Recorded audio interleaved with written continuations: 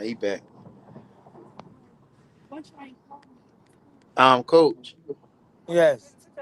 Um, I actually don't know if I actually met you in person or probably was around you because I've been around the gym since Church Street, Yeah. probably like 7 years ago. Been trying to get an interview with Boots.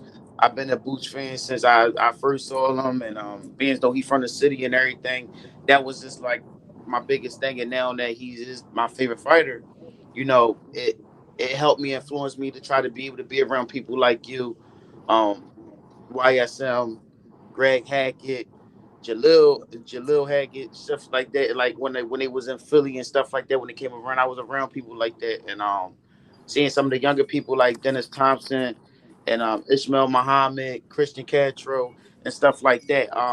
So basically, what I'm getting at is, have you worked with some of the younger guys like Christian Castro, Dennis Thompson, and all that, or would you like to work with them to help them in their careers? I actually worked with all of them.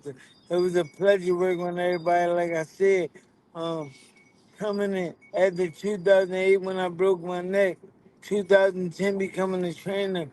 The goal was to share my knowledge with whoever. You know what I'm saying? Just make right now my passion is seeing other people make it. My career ended, and unfortunately I'm still able to help somebody else. That's my goal. Right, right. And I just wanted to also let you know that it's some other fighters that you feel like you haven't reached out to that you may probably can work with. Would you be able to try to send some type of message out there to just let them know if they have come across this video to be like they could work with you, or some people you just never had got a chance to work with. You could say the names if you like, or just like give some type of message to let them know that they can reach you and get with you. It ain't I don't reach out to no fighter. You know what I'm saying? If they Okay. I wish the fighter's the best, but I'm not in the game to step on no other trainer's toes or take their job, you know what I'm saying? I like helping guys. I'm not fighters or nothing like that. They reach out to me and they want me on board. If the price is right, let's work. Okay. I commend that and I agree. And so who was like your favorite fighters growing up, and what inspired you in your career to be a boxer? How was your career? Things like that. I started boxing in 1996 when when the city was on fire. We had three Olympians. We had Terrence Crawford, Zaire Rahim, and we had David Reed, who became the gold medalist of the 96 Olympics. So after that, the city was on fire. Joe Frazier's gym was open. I started going to Joe Frazier's. My school supplied tokens and paid the gym membership for whoever wanted to go to the gym and come and go home. So I stuck with that. I met Howard Mosley, which was my first trainer. Um, He's guided me through the whole amateurs, half of my pro career, and Moses was a great guy. He taught me everything. I'm actually doing what Moses did for me. Moses picked me up and dropped me off. I pick up six kids throughout the neighborhood, take them to the gym and drop them off. And man, it was my destiny to be a trainer, and that's what I'm following. I'm glad, man, that you're around to be able to be a trainer. So, like, as you as a trainer, what do you feel like is your strongest points of you as a trainer that you would implement to someone's game, or what you think that your style of boxing, should I say? So the greatest thing about me as a trainer is I fought through everything. I fought through being in shape. I fought not being in shape. I fought having sex. I fought playing around. So I experienced everything, and the best experience was me being in tip top shape, winning the title. You know what I'm saying? The worst experience was me not being in shape and losing the title. You know what I'm saying? So it Yeah. just go hand in hand. And I know that hard work, dedication, win fights. Experience only lasts for a certain point in the fight. After the sixth round, all the experience is out the window. Is will, skill, want. Know what I'm saying? And how far you want to be a winner. Okay. That's unique. I never heard of it that way, and I really understand it and connect with that more. And I feel like that's a way to be able to catch somebody's attention and grab that person that's slipping with their talents. And you know how that stuff type of go with people living their lives and also being a boxer. Um, Yeah. with you as being a boxer in your career, what was some of your 9 to 5s that you had to choose to do during your career? Uh, I really didn't have a 9 to 5 because I was, as soon as I turned open class, I was a 2000 Olympic alternate. Uh, I was a 2004 Olympic trial participant. So it was like success from the jump. My first national tournament, uh, I lost in the finals to Nonito Donaire. Then six, 3 months later, I beat Nonito Donaire in another tournament. So, and I won the whole thing, and I won tournament after tournament after tournament. I was 11-time national champion. USA Boxing paid me, so I really didn't have to work. You know what I'm saying? USA Boxing paid me for being highly rated. Then I turned pro, and it was on from there.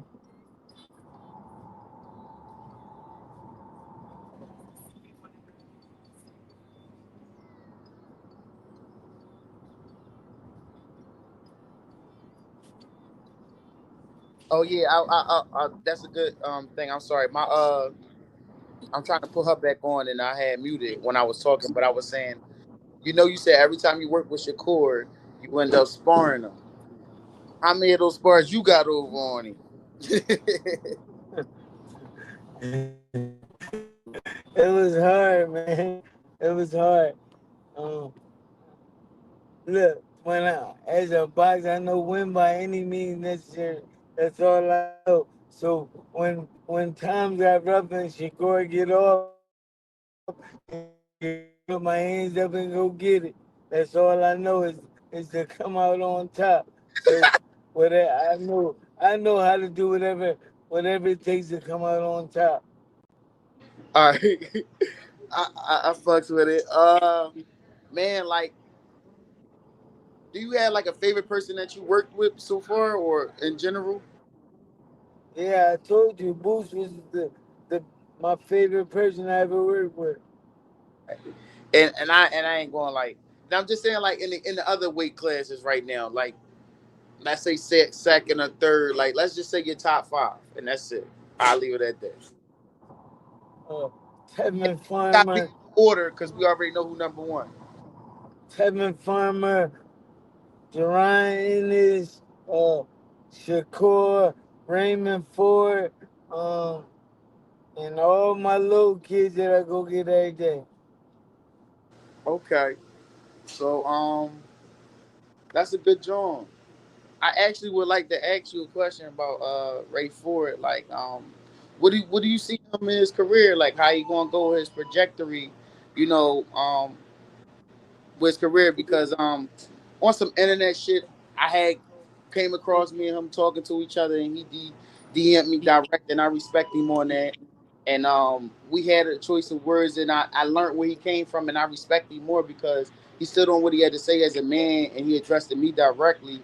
It could have been anybody on some old trolling shit or whatever, and he was just like, making sure he wanted me individually understand where he came from. So I felt a line of respect toward to give to him and receiving too because he respected me enough to make sure that I don't get him messed up about anything. So that's why I know about him outside the ring. I respect that he a thorough person. So Yeah, yeah, third person. Me and Raymond Ford. We ended his amateur career off together. We started his pro career off together. Um, we went our separate ways, and he called me back to work with him. So Raymond Ford now is about getting these champions in the ring. Right now, it's hard finding an opponent. 8 people already done turned him down. So we just going through name after name after name right now. He a real monster. He listen. Uh, Back in the amateurs, it was a problem with him listening. That's it. Why we split and we went our separate ways. But right now, he listen and and he do what he gotta do. I don't see nobody beating him at 130. He become unified as soon as anybody step up and give him a chance. Right. I get you. All right. Cause I don't listen. I like a lot of these guys, and once you get to putting this name and this name together, people feel type ways. So I don't even want to go there. I don't want to go there. To even ask you that, I don't even want to put you in no type of situation like that. Because you know how the internet stuff go. But there's a lot of Bro, people. you can do what you want. I ain't in that fight. I'm a coach.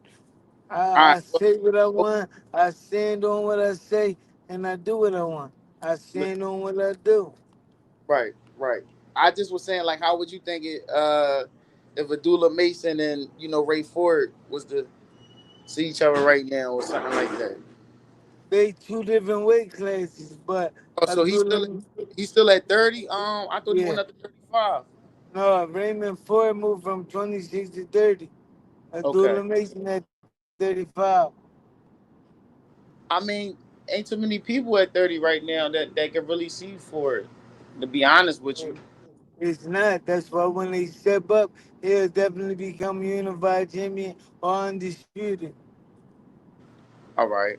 And I was saying what's up with that because I seen him and Tank had words like I like to see that. Oh, Tank and Ford had little words. you see what just happened to Tank? Tank don't like getting hit back. And listen, that's what happened. Kevin Farmer pointed that out 10 years Yeah. ago. Yeah. That Yeah. that Tank don't like getting hit back. And you see once a nigga stand up to Tank and punch him back, you see what happened. Woo. They couldn't have said it any better because there's a lot of Tankamaniac that don't even try to hear that because they casually watching instead of understanding boxing. If that make any sense. Listen, listen. If Tank was still with Floyd Mayweather, he probably wouldn't have picked that black fighter. And I'm saying Floyd Mayweather knew that these black fighters is hard to fight, and that's why he dismantled a lot of Mexicans and a lot of foreigners. Yep. But Tank want to be on his own and do it his joint, and you see. You gotta be humble, man. This boxing game will humble you real quick. And Tank Right. got humbled by 130 pounds. Yeah. Yeah.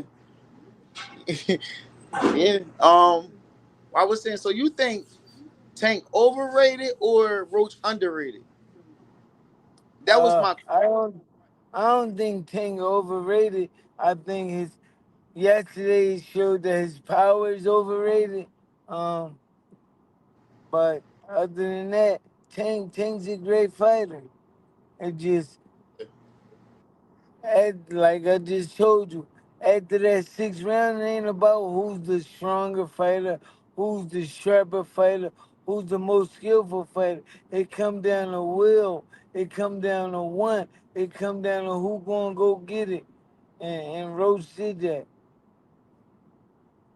I like that. I like that answer because a lot of people don't dig that deep to see that aspect of things because they like what Greg Hackett to say. They both men at the end of the day. You know what I'm saying? So Yes, for sure. you they both men and who desire really want that more is like like he said he got a beard on him, like he said he got a chin, you know what I mean? So he showed that with taking Tank power, you know what I mean? Then it's the I see the times he fought him before, so he already knew what a feel of that range of power was. So you know, what I mean, he knew it was something that he could withstand. So all he had to do was just come with his shield and his weapon and go to war. Yeah. Uh, um, so is there any type of way that you gonna have a gym for yourself and like bring your own type fighters up? Uh, I really don't. I'm not interested in the gym because a gym is is a big responsibility. So with the gym, you gotta pay. If you rent the gym, you gotta get that rent up. You gotta make sure the lights, the water, and everything running. And that's just too hard in Philadelphia and North Philadelphia where kids don't have it. Know what I'm saying? So if you don't really got the funds and the means to take care of your gym by itself, it's gonna fall. You can't have these kids paying your mortgage and all this other stuff because some of the kids that they don't got it and you turn them away, then you turn them to the streets, and that's not what I'm here for. I want to give every kid a chance, and if I gotta pay kid gym dues in my gym, I will do that. That's dope, man. That's real good, man. Like not a lot of people like that, man. And I see exactly where you're coming from, and that's thorough. And I'm glad that you was able to be have a chance to be able to put that out there in the world for other people to be able to take that type of same thinking, man. Like you're a very experienced person, whereas though I wish that a lot more people go up, reach out to talk to you, man, and hear some of the things that you say. And I watched you from afar through YSM, because basically I started doing this because of YSM. I met him in person, and he said, "Man, just go, just do this and go, because it's a lot that you could venture into this shit and get where you want to be if it's somewhere to be if you want to be there." And like, look, by me even talking to you, I feel like I'm completing exactly the same thing that he was telling me, man. So this steps to getting to where I want to be, and that's why I said I wanted to be able to, being as though that same circle of energy court me, be able to have you to be able to give it to other people in the world, because a lot of people don't know about you, bro. A lot of people be like, you know what I'm saying? Like it's always but just hearing the things that you say, the knowledge and the way that your brain works, it's just amazing. And I'm blessed to be able to be in school with you. And I also wanted to let you know that if you can talk to Ray Ford for me, man, let him know that I would like to be able to introduce him in person and get to know him and try to get him on your channel and talk to him one time too, because it's basically figuring my way to be able to bring something to the boxing world if I could, and being as though I met these people in person and be able to get the relationships that I got with you guys, be able to show that Philly boxing and Philadelphia boxing in general is united, is strong. And I haven't been doing a lot of stereotypes and picking sides and all that shit. I'm only really biased when it comes to boots, to be honest with you, because that's really my favorite fight. And maybe Dennis Thomas too, because the man came from the hood when I went to the boots fight and shit like that. So I'm more like a real big fan and learning as I talk to you people of the game and learning things and looking at things in ways that other people don't see. So I appreciate it, and I just wanted to sum something up with. I hope that we do this again, man. I know we got to do it in person so I can make it short, and I appreciate it, man.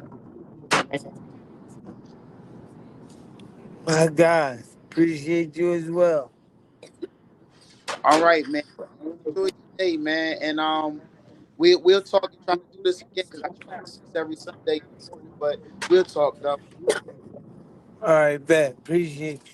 Appreciate you too, man. Thank you. Thank you for having me. You're welcome, man. You're always welcome. Mm.